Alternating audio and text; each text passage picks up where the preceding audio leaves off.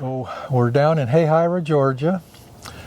These are the bees we brought down on December 14th, and today is, I think it's the 1st of February. Yeah. First day of February. How time flies. Oh, no So kidding. they've been here a month and a half, and we're just here to check them out and see what they've been up to. Seth was down a couple weeks ago and put rims on all these colonies, and he gave the small ones a single patty, fondant patty. We picked up some pallets of fondant patties from Strong Microbials, probiotic patties with APA biologics. So they're really good patties. It's good stuff. And he put one patty on the, actually that was more than 2 weeks ago. That was like a month ago. Yeah, it was like right before the expo, I think. Oh yeah, or so something like early that. January. Yep. So he put one patty on the small ones and then 2 patties on the ones that were a little bigger. None of these colonies were very big. The reason we brought them down here, there's about 200 of them. The reason we brought them down here is because a lot of them were just 2 or 3 frames of bees with an occasional 4 frame, maybe a 5 frame, 1 or 2 of them. They weren't very big. So we're really curious to see how they've done. I see paper. You can see the paper along the entrances of all the pallets. That would be the wrapping paper around the patties that we put on them. And some of them were pretty light, and I know they've probably been surviving on that patty we left them. We've got some more patties on the truck. We've been to Rossman's Apiaries in Moultrie. That's all those boxes. That's bee suits and just stuff for the store. On the front of the truck, we've got a tote of syrup. And so all of these have a 1.5 gallon division board feeder in them. So we'll fill those with syrup, and then most of these will probably get another patty. I like the idea of keeping the probiotics on them at this time. I'm going to do probiotics once a month through the whole season. These patties are a little spendy, but the benefit in them is that they have a dose of probiotics in the patty, and they also have a dose of APIS biologics in the patty. So if you consider all that, suddenly it isn't that expensive. Right. And very curious to see what they've done since I haven't been here since the middle of December. Seth saw them a month ago. So we got 3 yards down here like this. One yard is 72 colonies and the other 2 are 64. And then Seth has 170 colonies down here, so he's anxious to look at his too. And this is going to be an interesting trip for us. Now these bees my bees are going to come home before long, maybe in the next couple of weeks, because I didn't bring them down here to make honey or to split bees down here. I just wanted to get them through the winter and get them to start building up. And then see, 1st of February. So in our southern low elevation yards back at home, the pollen's going to start from the maples in about 2 weeks. So we just want these bees back home around that time when pollen at home starts. There's a lot in bloom around here right now. The maple trees, I can just look at them and see they've been blooming for a couple weeks. The wild radish has been in bloom. It was blooming on the 14th of December when we dropped them off. The day we dropped off, it was opening up. Yeah. And then also I see fields of henbit, which is a little purple flower that stays real close to the ground, and that produces a blood red pollen. A lot of people don't know where that's coming from. They have no idea that little purple flower is producing that really red pollen. And I like to see all these different pollens because that's good nutrition. Just like people, if you have a variety of food, you're healthier, and having a variety of pollens is really good. It's what helps the bees stay healthy, well-nourished, good immune systems, all of the above. So I'm really liking what I'm seeing around here. But in 2 weeks, these bees need to go home, and Seth and I are going to come back and get them. I think you're leaving your bees here longer so you can split down here, right? Yep. Crack a round or 2 of nukes off. I haven't made up my mind if I want to do a second round or not, but 1 round for sure. Well, you got another problem on your hands. I got a nuke coming out at home that needs direct attention by the end of March. So you want to explain that a little better? Oh, my wife they don't know what you're talking yeah, well, about. yeah. So I'm having a baby boy at the end of March, so I'm going to be pretty busy this spring. So you don't need to have too much going on down here. You don't need to be down here. Yeah. I would suggest having all your bees home by the 2nd week in March or something like that. Yes, sir. Yep. Yeah. So here's the patties we're using. We're scoring the paper with a hive tool so the bees can get through the paper. They're 1 pound patties. It's kind of hard right now because they're cold. Warm up.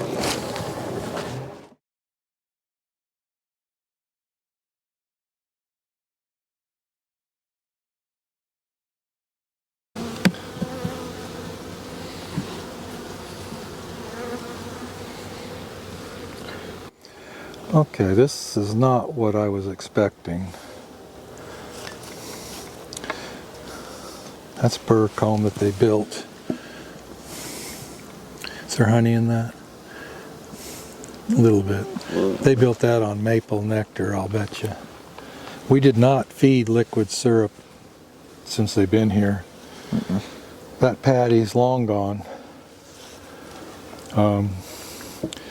Seth, I think they grew up. Yeah, I'd say they're going to college on us. Let's have a look. Open them up. I want to see what kind of pollen's in the comb and see what's going on. Now, John, let me tell you a trick here. That's the easiest thing to take out of here. You push the frames. See, this is kind of like a V. It's narrower at the bottom than at the top. And here's how you can get them out pretty easy. There's a lip right there. You can get that out, yeah. They got brood up against the feeder. Let's see what we got. That's one thing I like about those Man Lake feeders. And then now you got all the room in the world to work. Of course, you still got to watch for the queen. Just glance, you know. Yeah, they're getting ready to pop. See a lot of yellow pollen.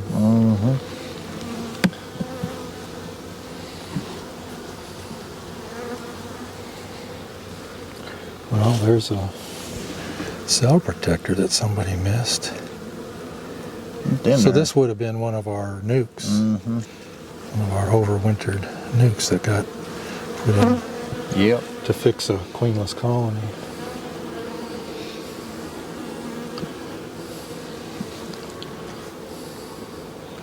Yeah.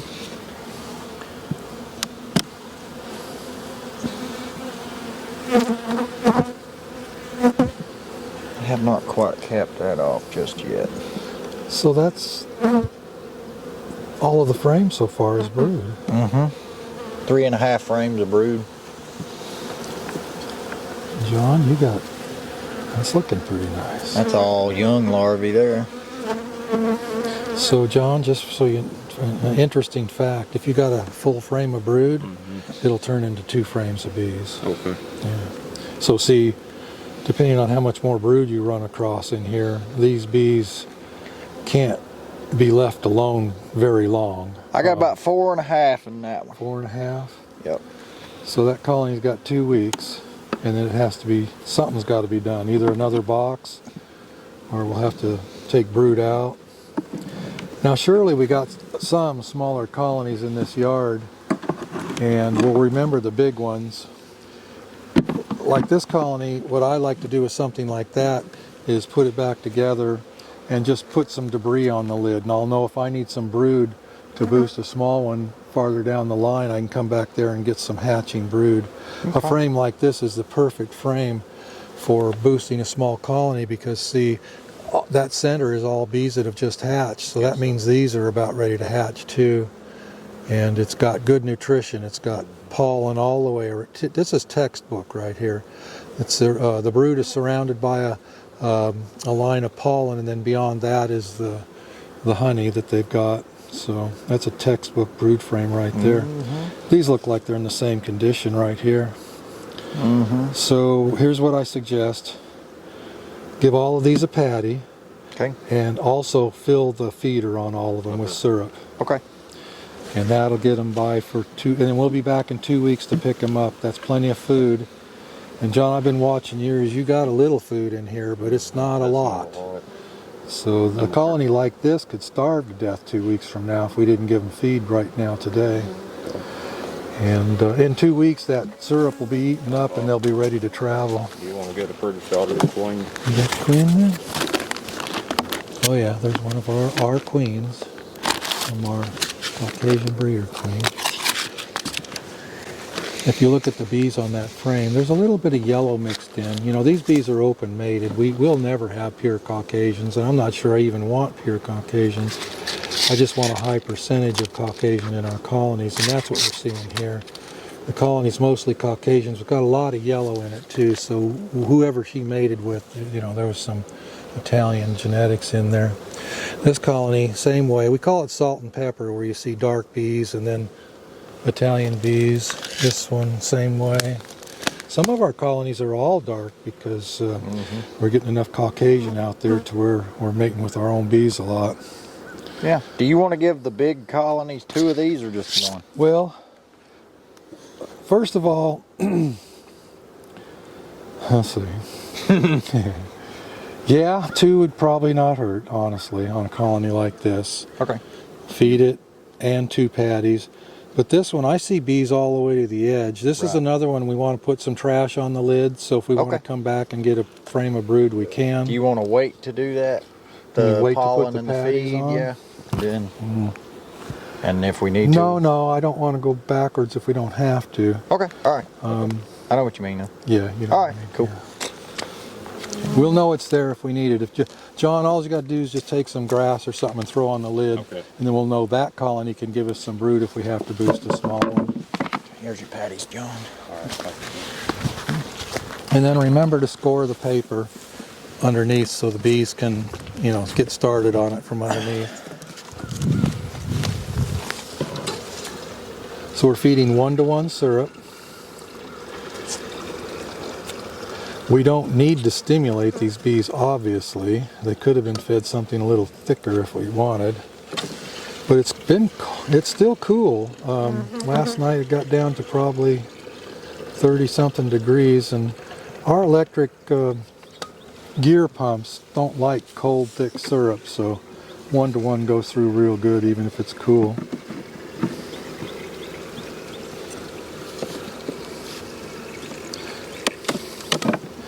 John, honestly, you don't even have to touch that thing. I was just curious what was in there. Okay. I mean, we know that's a viable colony.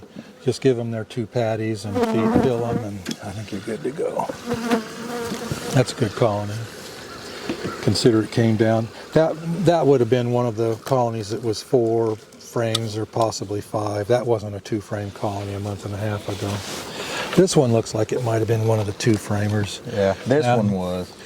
Yeah, that had the queen cell, so it definitely was. So we're looking at 5 or 6 frames of bees here. They've really come ahead in a month and a half, quite a lot. A little surprising, honestly. Every once in a while you get good surprises.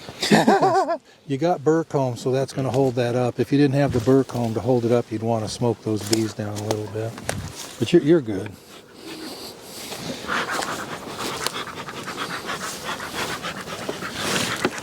Also, something of note here is when Seth was down here a month ago, he put strips in here to reduce the entrances down to about 2 inches. So that was helpful at that time because it was colder and windy.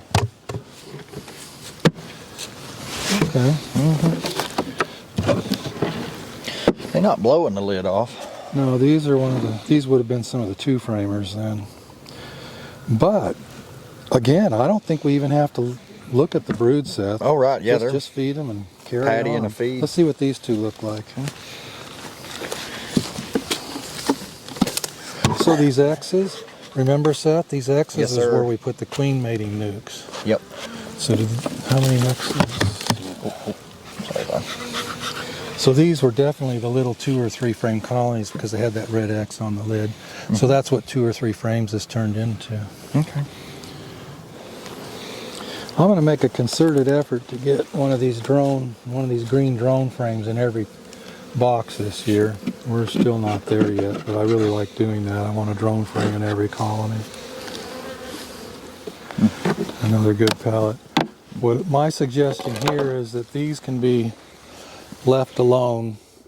This needs a frame of brood taken out. If they're going to be here for 2 more weeks, they need something. They need a break.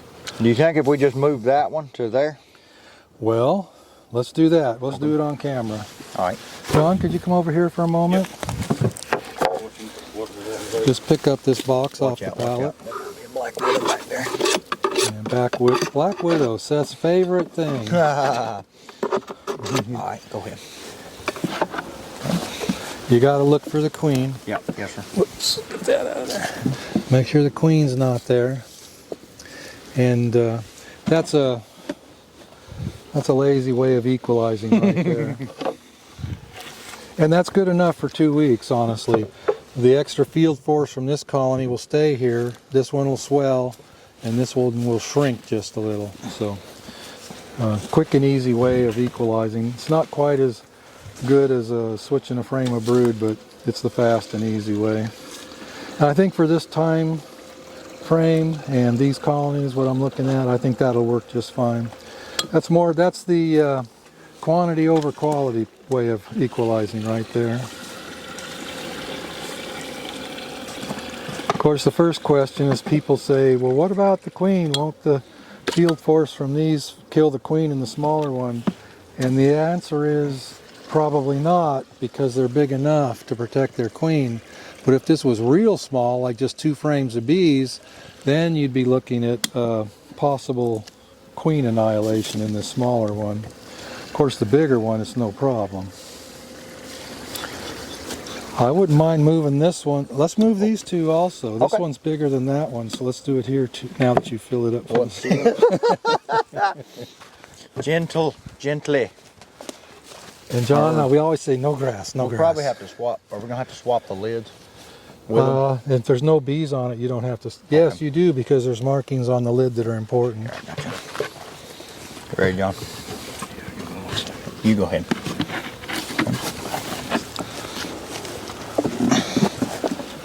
Oops, let me get that. Yeah, there you go. Okay. Yeah, we try to keep the lid with the colony because this X means something. That means that was a queen mating nuke last year. Had a very late queen in it, and that's why it's smaller. Well, look at this, Seth. This lid has an X on it too. I swapped them already. Oh, no. What's that lid? What's an X? It's an X. Well, this is an X too. Oh, well, maybe they both had I mean, X's. that was a queen mating nuke right there. Look at that. How'd that happen? Drift. That's an X. That was a queen mating nuke last fall. Yeah, that's a good one there. What's this lid say? It is queen mate nuke. Well, has it got an X? It does, yeah. This whole pallet was queen mating nukes in September, so that's pretty interesting. Uh-huh. Yeah, that's the beauty of going south. Okay, and something else I want to show you. Okay, this is important actually. So I'll finish my little sentence. John has been I guess it's okay to call you a hobbyist beekeeper at this 100%. point, but he's convinced he's going to go the commercial route, and he's spending some time with us just for the experience. And I'm going to wear him out with telling him what to do. He seems to be wanting that, so why not? Okay, you see this gap right here? You got 2 gaps. You need to take your hive tool and close those gaps. And feeder and all, just get it all to this wall hard across. And the best way, in my view, would be to take the tool, and the top bar can take it. Just do that. Okay.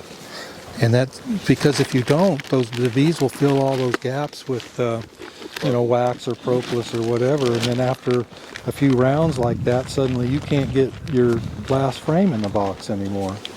So it's important to squeeze the frames. Every colony, every time, always group them. If it's just frames, group them to the center. If it's got a feeder, group them to the wall where the feeder is.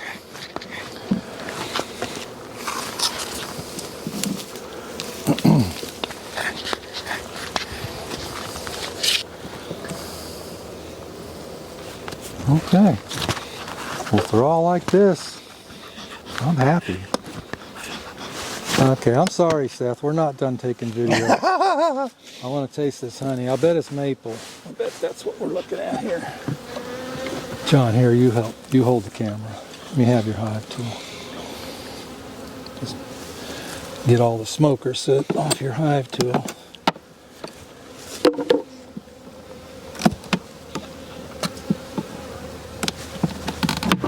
Get off of there.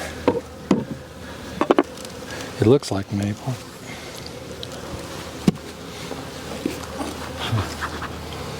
It's maple. I like maple. It's not a real mild honey. It's mild-ish. Got some color. Boy, it's good. It's too bad we couldn't make maple honey, but it's so early, it's just a build-up nectar source. John, this absolutely needs a frame of brood taken out. Yes, sir. And perhaps a frame of brood out and a reversal with a smaller colony. This one needs to be knocked back if it's going to stay here for 2 weeks. Thank you. And yeah, your queen could be in there. That, I know, I'm telling you, all my lids used to have a 3/4 inch rim on them. And because we were making so many nukes and stuff and packages at the time and having to find the queen, I got tired of it. And we switched back to flat lids and then with separate rims. There's a time when I really like the rims, like now we're putting these fondant patties on. But when you are trying to find queens, that's not good. Okay, got camera on. Let's see what the next one is. Okay. Uh-huh. That's actually perfect size for the next 2 weeks. I just give it a patty and feed. All right. It's done. Oh, that dead. There's a dead one. All right. Okay, had to be a couple. Want to bring a nuke back in there. That looks about right. Let's see what this one is.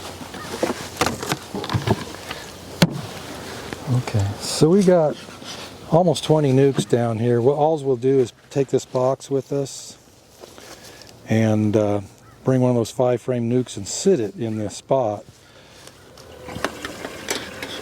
Seth, we've got another empty hole down there. We can put a nuke down there too. Do you want to move that biggin into a completely dead spot?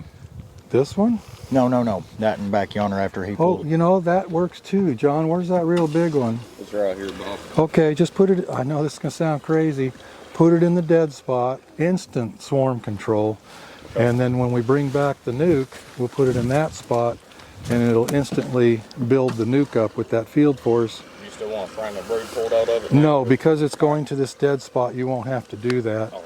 But when we bring the nuke back, we need to make sure it's a good strong nuke so they don't get overcome by the field force from this thing. I would not do this in frigid weather because if this colony loses 1/3 of its bees, the field force goes home or whatever that percentage happens to be. If the weather was real cold, we could lose a little brood.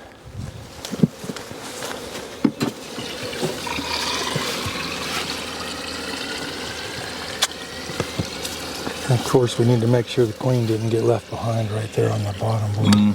Okay, John, I want to reverse these boxes.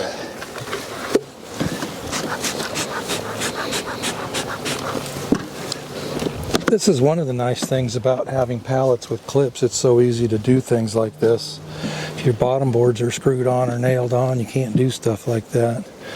And of course, just in case the queen's in here, we need to make sure, and it's another reason to make sure the lid stays with the right colony. Okay, so that's so big I still want to, and I'll do it on this one actually. I'm going to take a frame of brood out of there and put it in something else. Here, that's my smoker. Thank you. You know, it's like, John, it's like a carpenter. He wants to use his hammer. Yes, sir. Not your hammer, my own hammer. Yes, sir. We had one queenless, one dead, just no bees at all. Seth just found a laying worker right there. And we're just going to stack that on top of this strong one, and they will clean that mess up real quick. Next time we come, we can use that box to slip a nuke into. Okay. And now, okay, how many bees are in that laying worker? Oh, there's a few. There's not a whole lot. Well, let's fill frames. both feeders. Fill the bottom and the top. Okay. That's going to have a feeder in the top too. Yep. Yes, sir. Fill both feeders, and then if you do that, you don't have to give them a patty. Okay, 10-4. Don't worry about it. Don found a yellow dot queen, which means she's from the year before last, in this colony right here. And interestingly enough, it's one of the smallest queen-right colonies. That's what happens when you have older queens. Now up north, you know, people get a couple years out of a queen okay, but down in the south, I think they wear out a little quicker. Brood more, longer during the season. This yard was pretty much exactly the same thing as that first yard we looked at. Pretty good shape. You can see the radish blooming right there in the yard. Quite a bit of it around here. This is a beautiful field of wild radish. Looks like it's wide open in full bloom. Had been blooming for a week or two when we arrived on December 14th, and here it is the 1st of February. It's still blooming. So it's a long source of pollen. On a warm day it'll give you some nectar. Even on a cool day it'll give you pollen and plenty of it. At a glance, if you're driving by, you might think you're looking at canola, and some people think it's mustard, but it is wild radish. And of course in this instance it's right across the street from our bees, so they'll be making good use of that. This yard was a little different than the other two. A few of these colonies were low on food and had kind of shut down. They hadn't starved to death, but they definitely didn't grow to the level of the rest of them. Simply put, the ones that had food are just as big as the other ones, and the ones that were running out aren't. Don't know what the difference was. Seems like they would have had just as much food here, but for some reason they didn't. Good shape. Not complaining. All in all, I'd say my experience down here in Hayhire was a good one, and we've decided that we'll be back in just right at 2 weeks to pick these bees up and take them home when the pollen starts flowing up in our southern locations. All in all, good bees. I'm happy.